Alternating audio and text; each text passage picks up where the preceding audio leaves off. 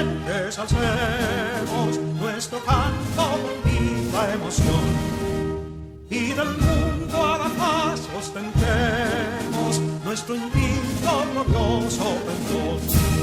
Salve el pueblo que intrépido y fuerte a la guerra a morir se lanzó, cuando en bélico reto de muerte sus cadenas de esclavos rompió.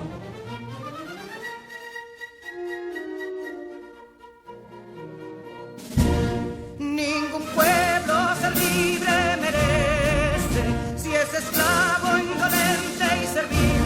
Si en su pecho la llama no crece, el templo el heroísmo viril, mas que estrella la incógnita y brava, siempre altiva la frente alzará, que si fuere 1000 veces esclava, otras tantas ser libres habrá.